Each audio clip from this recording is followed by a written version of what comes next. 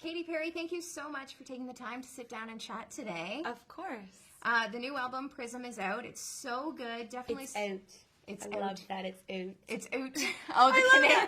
No, I mean, it's so different for me. I like that. We speak the same language, but have a different accent. Yes, we do. So it is out.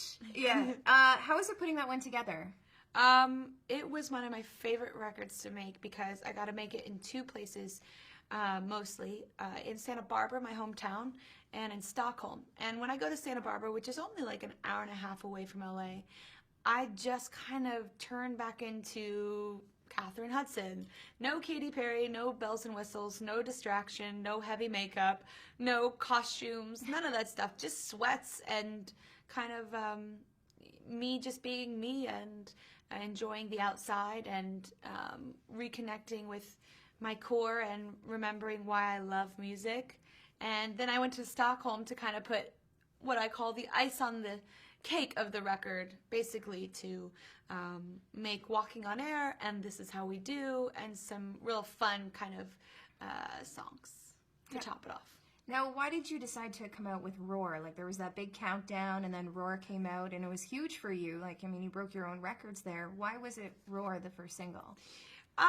It was up for debate. A couple of singles. It was gonna be Roar or another one, and we decided to go with Roar because of the reaction I was getting from my friends. I kind of like use my friends as guinea pigs, as test guinea pigs, and I have a very eclectic group of friends, ranging from, DJs to artists to just moms, and they all really agreed that Roar was the best one.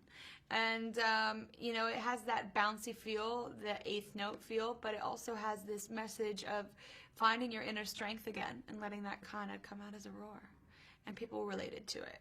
Yeah, well, they really did. And there's something like, there's an intuitive thing that happens inside of me, and I've always trusted my intuition when it comes to writing songs and picking which songs should come out as singles. Perfect. Well, I love it. And you've also just announced your Prismatic World Tour. Yes. What is the hardest part of touring that much? It can get very physically exhausting. One thing that's really hard is sometimes your voice isn't there.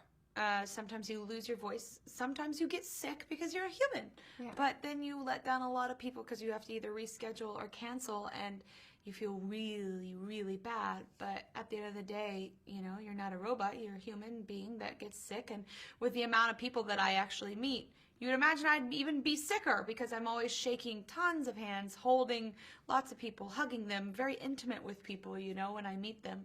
And so, that's the bummer part of touring, is that sometimes you let a crowd down, and you don't mean to.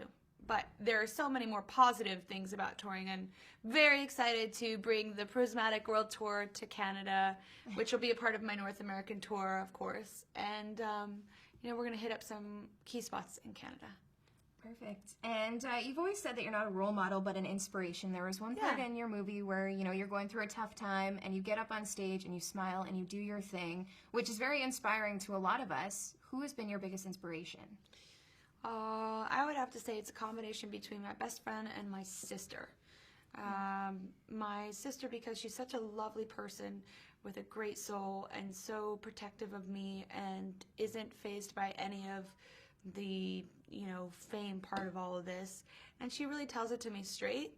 And then my best friend is so incredibly intelligent, always fighting for women, and just so smartest girl I know and funniest girl I know. And she's just so unique and has such an incredible personality, and really, really will be there for you if you need her. Well, that's what you need sometimes when you are in the limelight all the time. You've got some solid friends. The limelight? The limelight. What does that mean? You're getting squeezed with limes? Yeah. So I have That hurts. That's acidic. That's what it feels like sometimes. Yeah, it wouldn't be good. The limelight. I have to wrap it up here, but I want to know, do you have any big holiday traditions, with Christmas around? Well, we don't do gifts. We actually just do stocking stuffers. Best way to go. Yeah, because it takes the pressure off of everyone. And especially when it's like, if you compare gifts, you know, I feel bad for my brother. He can't necessarily go all out like I go, you know? And so we just take the pressure off by not doing gifts and just exchanging little kind of tokens of affection and stocking stuffers.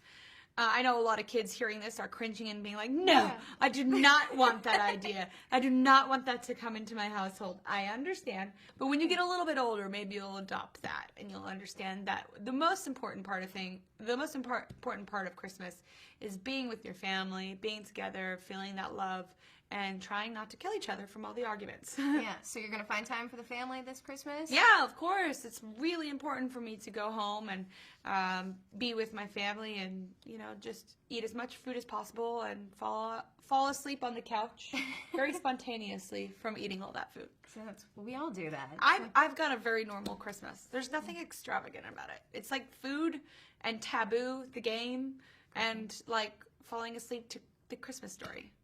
There you go. Yeah. So you've got it all planned out. Well, thank you so much, Katy Perry, for taking the time to chat with us today. This was really awesome. I appreciate it.